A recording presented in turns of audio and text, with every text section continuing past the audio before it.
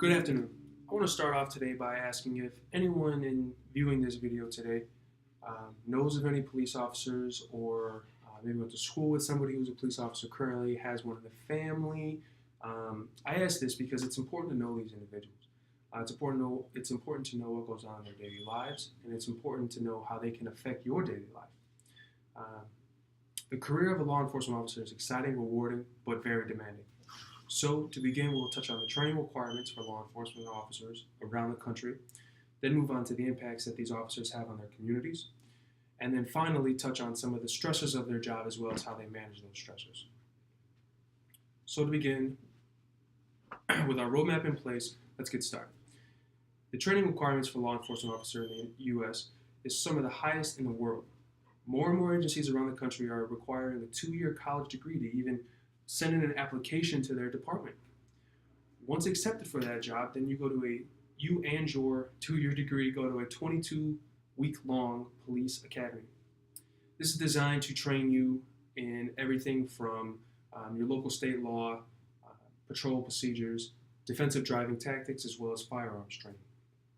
Once trained in the basics, these officers then have the opportunity to gain new skills when they're on duty, such as becoming a detective, joining the special weapons and tactics teams of their respective jurisdictions, or protecting their jurisdictions on the transit and railway system, i.e. be an undercover or not. Some of the gear that you're outfitted with once you graduate that academy is, example here, with a second chance vest. This is designed to go underneath your clothing to be a discreet shield for your protective organ, or your vital organs, It's designed to stop small arms ammunition, such as that would be fired from a pistol or a semi-automatic rifle. Now that we have touched on the training portion of this job, let's move on to our next stop. The impacts on our community by these police officers is incomparable to any other job in the world. Police officers protect the lives and property of their communities, as well as holding the lawbreakers accountable when they do break the law in their presence.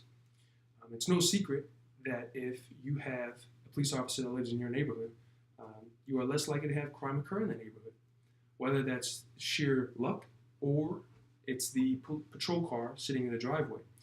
I'll let my audience be the judge of that one for me. Now that we have touched on the impacts these professionals have on their communities, let's see what causes them stress and how they manage that stress. Policing a community is a stressful day's work. According to USA Today, more than 140 officers committed suicide in 2017. Now that's 3 times more than was fatally shot in the line of duty in that same year.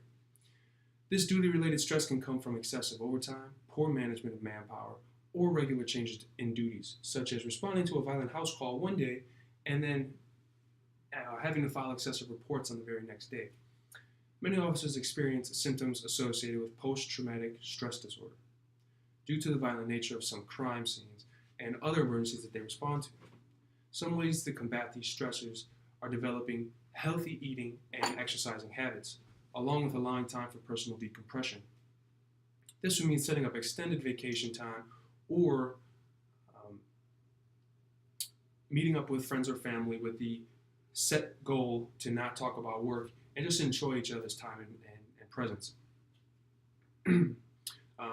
If these already stated habits don't positively affect the police officers, many agencies house a trained professional counselor that these officers can go and speak with and get out whatever they need to get out.